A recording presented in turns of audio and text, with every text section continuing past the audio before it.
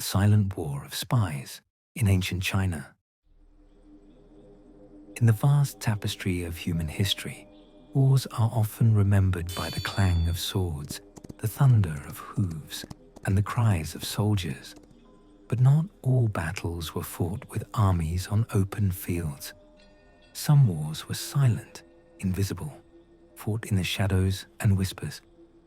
This is a story about such a war, the silent war of spies in ancient China. Imagine, if you will, a world where information was as valuable as gold, where secrets could topple kings, and where a single whisper could change the fate of entire empires. This was the realm of ancient Chinese espionage, a realm hidden behind silk curtains, masked faces, and subtle glances. Our story begins over 2,000 years ago, during the Warring States period, a time when China was divided into 7 major states, all vying for power and dominance. 7 states, each with their own ambitions, armies, and, importantly, spies. The Warring States period lasted from about 475 to 221 BCE. If you think that's a long time to keep a secret, well, you're absolutely right. These states fought brutal wars, but beneath the battlefields, an even deadlier game of espionage played out. The role of the spy in ancient China. Now, when you think of a spy, you might imagine a man or woman dressed in black, sneaking around rooftops with high-tech gadgets, perhaps a bit too influenced by modern movies.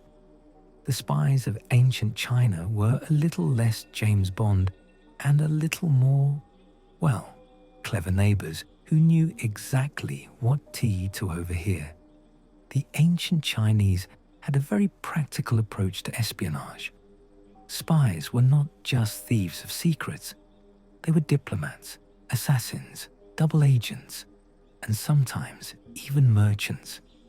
Their skills were highly valued because information was power, and knowing your enemy's plans was crucial for survival. Sun Tzu and the art of spying. No story about ancient Chinese espionage would be complete without mentioning the great military strategist Sun Tzu. Around 500 BCE, Sun Tzu wrote The Art of War, a book that has influenced generals for millennia. Sun Tzu believed that all warfare is based on deception, and he devoted an entire chapter to spies. He identified 5 types of spies. 1. Local spies, who gathered information within enemy territories. 2. Internal spies, who were enemy officials bribed or turned to work for your side. 3. Double agents, who pretended to work for the enemy but reported back to their true masters. 4th, expendable spies, who were sent to be captured or sacrificed to confuse the enemy. 5. Living spies, who returned with intelligence. Sun Tzu famously said, "All warfare is based on deception." And in a world without emails or phones, sending someone in person to gather secrets was the best option. The silent war begins. The 7 states, Qin, Chu, Chao, Wei, Han, Yan, and Qi, were constantly trying to outwit each other. Battles were fought not only with swords, but also with information stolen, plans leaked, and messages forged. Spies moved in silence like shadows, gathering secrets from enemy camps, infiltrating palaces, and sometimes even turning the loyalties of officials. It was a world where trust was rare and deception was the currency. You might imagine that being a spy then was a high-risk job. And it was. Getting caught usually meant, well, a not-so-gentle farewell. But the rewards were equally great. Successful spies could earn titles, wealth, or at least avoid the slow, painful demise reserved for the unlucky. A spy's tools, from letters to smoke signals. Without modern technology, how did spies communicate? They used clever tricks, invisible ink made from natural substances, secret codes, and even smoke signals. Smoke signals might sound a bit dramatic for spies sneaking around, but they were effective for communicating over distances. And then there was the ingenious use of poetry. Yes, poetry. Spies sometimes encoded messages in verses, because who would suspect that a poem about a willow tree was actually instructions for an army movement? This might also explain why ancient Chinese poetry often seems so mysterious. The most famous spy story, Jin Kei's assassination attempt. One of the most famous espionage stories from ancient China involves Jin Kei, a man who attempted to assassinate the king of Qin. Jin Kei was not just any assassin. He was a scholar turned spy with a cause. The state of Qin was growing powerful and threatening to conquer the other states. Jin Kei volunteered to stop the king, hoping to change history with a single dagger. With a carefully forged map and a severed head as a grim gift, Jin Kei was allowed to approach the king. But his plan failed. Despite his bravery, Jin Kei was struck down. This story reminds us that in the silent war of spies, not all missions end in success, and sometimes even the most careful plans unravel at the worst moment, which is a comforting thought if you've ever messed up a simple text message. Espionage beyond war, economic and cultural spies.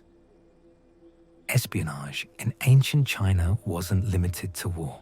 States also sent spies to learn about economic resources, technology, and cultural secrets.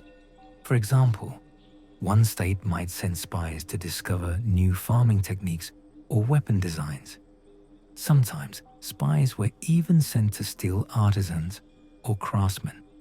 Basically, the ancient version of industrial espionage. Imagine a spy disguised as a humble potter, sneaking out with pottery secrets, because apparently, knowing how to make a better vase was worth a king's ransom. The legacy of ancient Chinese espionage. The silent war of spies set the stage for centuries of intelligence gathering, influencing not only China but also the world. The ideas in the art of war spread far beyond Asia, becoming a foundation for modern military intelligence. The methods and philosophy of espionage, from deception to double agents, remain relevant to this day. Even today, intelligence agencies borrow tactics rooted in this ancient wisdom, reminding us that sometimes the pen or the whispered secret is mightier than the sword. A gentle reminder. As you lie back and drift towards sleep, remember that the silent war waged in ancient China wasn't just about battles or bloodshed. It was about minds, subtlety, and the quiet courage of those who moved unseen. And if you ever feel like your day was a little too noisy or chaotic, just think, somewhere, long ago, someone was silently outwitting kings with a poem about a willow tree. Now that's a power move. Thank you for joining me on this journey through the silent war of spies in ancient China. Until next time, may your dreams be peaceful and your secrets safe.